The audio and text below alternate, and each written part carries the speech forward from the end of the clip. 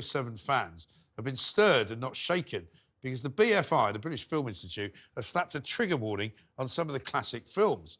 Why, you ask? Is it because there's a man with a golden gun with a view to kill? No, it's because apparently modern audiences may take offence. You can take solace knowing that here at the Independent Republic, we have no time for this woke nonsense. And joining me now is a Bondian expert, host of the Really 007 podcast, Tom Pickup. That's a surname worthy of Bond himself. Welcome, Tom. How are you doing?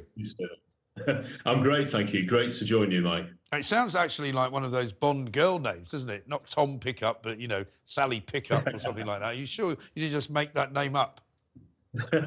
Sadly not. I was born with it, yeah. Oh, well, OK. My wife doesn't take my name, though. Very good. Now, I mean, what's going on? The British Film Institute is supposed to be celebrating older James Bond films, some of them with Roger Moore in, I think, which are famously, you know, of their time, famously, you know, slightly irreverent, famously... I mean, they're not my favourite Bond films anyway. But, you know, why would they issue a trigger warning? Because surely if you're going to go and see them, you see them in all their glory, you laugh about it, you move on, you go home.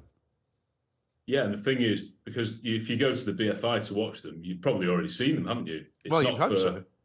The man on the street, it's for Bond fans and film experts. Yeah, I think it's just a case of the way the world works now. There's nothing in it that I think is so offensive that they need to edit it, for instance, or cancel it. No. There are occasional bits which wouldn't be made today, but then you could say that about any fiction, any novel, any film that was made in the 50s or the 60s, 70s. Even right up to 10 years ago, there were certain things in the odd Bond film which they wouldn't get made today. That doesn't necessarily make them bad. It just means perhaps they thought they need, let's just in case anyone complains, we'll put this disclaimer. I mean, some of the films, if you haven't seen them for a few years, you might get taken aback at the odd bit, but there's nothing in them for me that warrants a need to sort of say this could be really offensive. Personally. Well, I think Thunderball is one of them, isn't it? I mean, Thunderball is not in any way really offensive. They say it includes racial stereotypes because I guess that's Odd Job that they're referring to. Oh, sorry, that's Goldfinger, isn't it? That's Goldfinger, yeah. No, but I mean, you know, the point is that, you know, there were racial stereotypes in those days because they went to foreign countries and they said things about people in those foreign countries. It's not really something that people are going to get upset about, is it? Well, if you do, you've got to explain the context, haven't you? James Bond was a secret agent at the time he was living in. Yeah. And he went to these other countries that, from an English person's point of view, the audience hadn't seen them either. So it's like eyes onto the rest of the world. Right. There would have been, you know, dated attitudes or whatever, but that was what was happening everywhere. And I always say, if you're watching this now with a younger person, you'd say, well, we wouldn't do that now, but this is how it was at the time, and we've learned from it. You know, you can spin it in a positive way. It doesn't have to be, look at this Bond film, it's outdated, we don't want to watch it again. I just think you've got to be positive about these things. Well, yeah, I mean, some of the cars are absolutely incredible. You wouldn't say, you know, these are not really nice cars because they're too old and nobody makes them anymore. And look at all the petrol coming out the back end of them. Absolutely, and those are the ones that everybody goes back to, don't they? They always think about the Aston Martin DB5, which is, what, 60 years old now at least? Yes. So there are these classic elements. I mean, you're showing the pictures now. When you see Sean Connery looking like Bond, jetting across the world, yes, he's with ladies, yes, he gets into fights. He's not meant to be the perfect human, that's the thing. Right. If you watch these films, you should know that, really. Well, a lot of people complained, didn't they, when they made the new Bond films with Daniel Craig, that they turned him into a bit too much of a kind of a, you know, self-aggrandising, self-examining individual, a man who felt like maybe he didn't treat women properly, and it wasn't as good. Yeah, I mean, you know, that's subjective. They tried to do something differently with them. I prefer the Roger Moore ones, for instance, which don't take themselves as seriously. But there is elements of Fleming, you know, that did look at Bond's character. He was a tortured soul. He was always on the edge of death.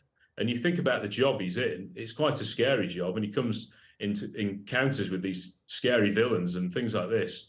You would sort of have that kind of personality where you wouldn't be a normal person, I think. And I think Daniel Craig tried to explore that a bit more. Yeah. Whether it was a success or not, I think that's up to the individual viewers, really. Well, exactly. He was mostly under the influence of quite a few martinis most of the time as well. But yeah, thank you very much. Yeah. He did. Tom, listen, good to talk to you. Thanks very much indeed. Now we've got Megan, Tom and Madeline back. The Bond trigger warnings, I mean, it's just ridiculous, isn't it? I mean, what are you going to be warning people about forever? Don't watch this. It might upset you. I mean, I heard that some people were getting upset by Ricky Gervais's new Armageddon thing the other day. And you just think, well, why are you watching it then if you're that upset? Why would you go and watch a James Bond film if you're that much of a snowflake? I agree.